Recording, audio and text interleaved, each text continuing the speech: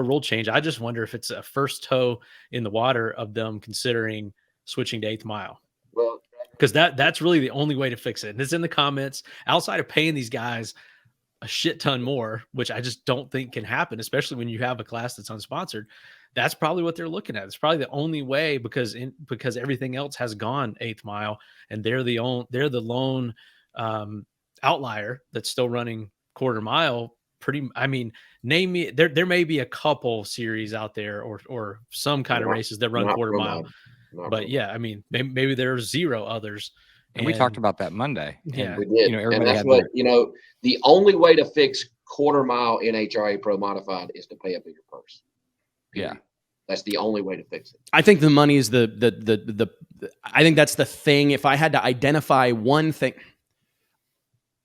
I don't think the 8th mile thing probably is the one thing. It probably could be the single thing, but I don't know that it's a forever thing. Like, I think what would happen, this is my opinion, is that you switch to 8th mile, right? Like, say, let's just have that discussion here.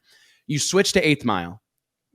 It feels to me like a short-term game. You're going to get Jay Cox to show up at a couple races. You're going to get, some of these PDRA, Pro Boost, Pro Nitrous guys to show up at a handful of races. You're going to get some Midwest guys to show up at a handful of races. You're going to get some, NMCA guys to show up at a handful of races because everybody wants to say that they went to Indy, right? They ran a pro class at Indy, or they want to say they ran 4 wide or whatever. Or Vegas. And you would pull, I always think of, and his name escapes me right now, but some guys that ran PSCA and ran some of these Streetcar Super Nationals, like those Far West races, and that showed up to Vegas and to a couple of these other races. And I think part of it is that Northeast Outlaw Pro Mod, a lot of these have gone that were quarter mile, and guys may have cars that with a couple of changes could go out and qualify for an NHRA race when it came in their backyard.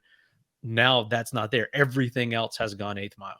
And I wonder if that's part of the issue. But what I truly in my heart believe would happen is that you would have those guys show up once or twice. Maybe they hit 3-4 races regionally.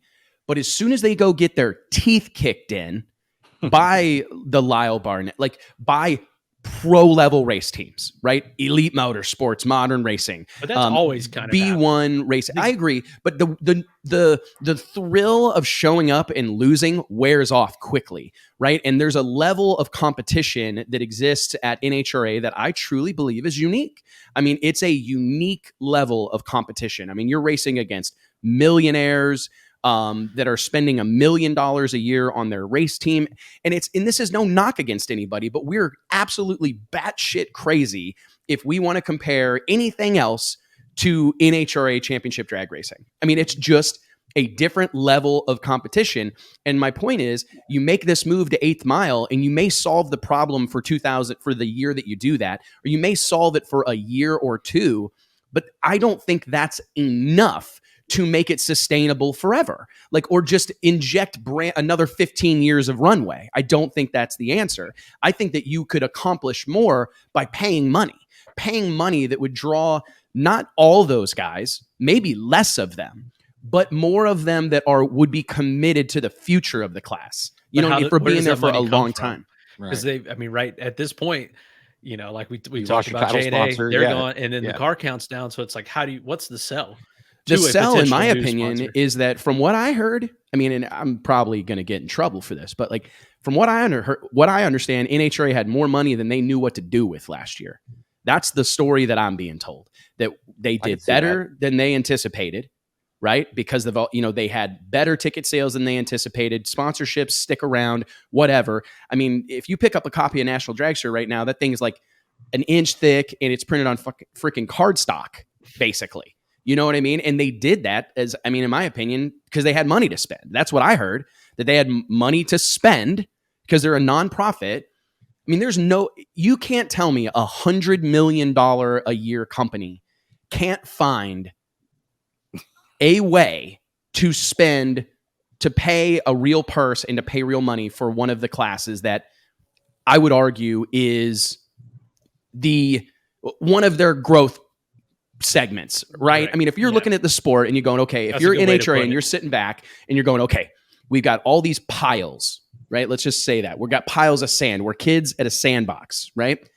The piles that are growing are pro mod, right? Pro stock is growing, it is solid. Those piles of sand or whatever, or like we're Hot Wheels. We got Hot Wheels. We don't have very many Top Fuel and Funny Car Hot Wheels, right? And it seems like we are finding new ways to pay money to those guys, which we talked about last week. Very excited about these NHRA shootouts and paying this additional money. It's fantastic. But you can't tell me that if you're sitting back going, hey man, how are we going to get more cars? How are we going to make sure the pits are full for years to come? How are we going to make sure that we've got a pro level drag racing show for years to come, and not feel like pro mod's worth investing? And the show. But I mean, how many times have you guys? I mean, Lyle. I mean, Mike, JT. We've all owned our own businesses. I own my own. We all own our own businesses to various degrees or whatnot, and we're part of this business. How many times have you seen me have to invest in something before it paid off? Right? I mean, it's just part of being in business. Like every once in a while, you got to spend some money. You know what I mean? And when I look at Pro Mod right now, the answer, NHRA Pro Mod, if they want that to be something that they can sell a sponsorship to, I mean, you know how much easier it would be to sell a sponsorship to the NHRA Pro Mod series if it paid a bunch of money? It's not. NHRA's approach to Pro Mod though is different. It's almost like, I mean, drawing a comparison to a business, it's like the Funny Car class or Funny Car and Top Fuel are employees, and Pro Mod is a contractor. And it's like if you got all the stuff and you got all the skills and equipment, and you want to come over here, bring all your own stuff, and you can come over here and race with us. But we're not going to make an investment of ourselves. We got our in-house deal over here that we're going to invest in, and we always have. And you guys want to come race with us. That's what you tell us. So you need to put together your own program, have it all buttoned up with a bow on it, and drop it over here, and we'll let you in. And so that's the difference. NHRA is not trying to go out of their way to. If you make it 8th mile though, it's gonna look like basically. I mean, if everybody else is running a quarter and 1,000, we talked about it before, and you make it 8th mile, then to the spectator, and not the diehard fan, they're gonna look at it like this is a filler class almost, right? It would be terrible for the fans. Yeah, but the racers would not care. The racers would not care because all these 8th mile guys that you pick up, it'd look out of place. All these 8th mile guys that you pick up that fix your car count problem, they don't care. They race 8th mile all the rest of the time. Well, but to them, it looks no different. But to the fans that are there for an NHRA deal, it's different. I mean, I'm not, and it's not because I don't want to go there. I have any beef with Brainerd, Minnesota, but I'm not driving to Brainerd to race 8th mile. Like, we race in the NHRA because it's prestigious. It is the mecca of all door slammer drag racing. That's right. It's quarter mile. It's 250 miles an hour. It's it. And if I got to point to Royce Freeman almost beat me up. True story. Over trying to run a class at our race in Orlando, 8th mile. That's how serious people take that conversation. 100%. And I really get it. But I go back to it's a short term. It's a Band-Aid. Switching NHRA Pro Mod from 8th mile to quarter mile is a Band-Aid. There's no doubt in my mind it's a Band-Aid. It's something that would fix things for this season, maybe next, but within a very short matter of time, especially if there isn't the money to match it. Because you can go race 8th mile at Bradenton for $50,000 like every time you open your eyes. Right. Yeah. Or you can go race for good money with the PDRA, Pro Boost and Pro Nitrous. You can go run with NMCA and you can be a part of these deals and chase championships or whatever. But man, that is a Band-Aid. And I truly believe that they would be wise to. I mean, and honestly, it all goes back to money. You would have a lot more support from sponsors if those sponsors knew their dollars were going to, at least in large part, find their way back to the pockets of racers. That's the problem. That's the perception, whether it's true or not. And I understand that it's not entirely true, but the perception that exists is that if you want to put $100,000 in the pocket of NHRA Pro Mod racers, you need to write a check to the NHRA for $200,000. That's the belief system. Whether that's true or not, that's the belief system. And I understand money has to be made. I understand there's a lot of bread that has to be buttered with those dollars. I totally get it. But if the sponsors out in the world, whether they were inside the industry or out, knew that they were, by supporting something, they were improving the competitive environment.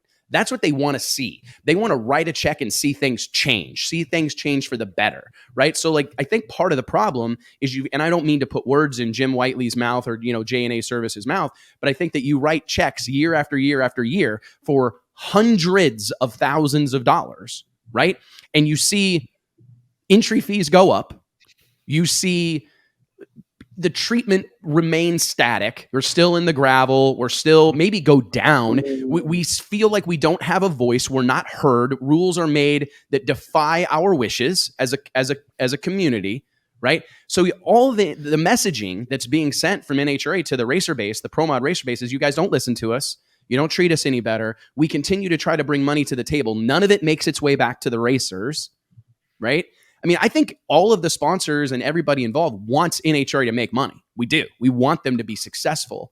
But man, some of that, a bulk of it, a lot of it has to find its way back to the hands of racers. I think the value proposition has changed. I think at the start, NHRA Pro Mod, or Pro Mod in general, let's just say Pro Mod in general, was in a different place in 2001 when this deal started. Yeah. Then now it's 2022, and Pro Mod, you have options. And the value proposition, outside of what you said, Lyle, prestige, quarter-mile racing, 250 miles an hour, winning a Wally, all the things that NHRA has that no one else can really replicate.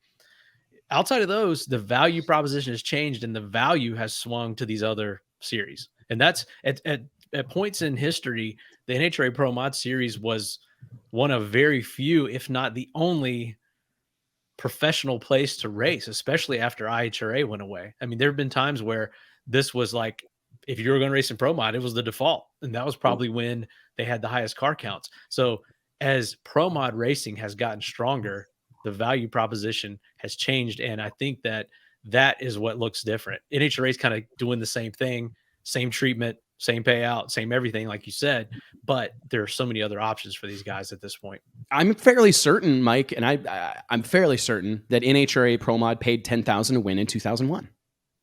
I'm fairly certain that was the winner's take in 2001. So to see this thing go 21 years, right, without a measurable change, a measurable step forward, man, you got a problem on your hands. And even if, well, I mean, you look like, and I can show you, I'll go home and I've still got the checks. Like, by the time my entry fee was paid and my check came from the NHRA, it was $9,500.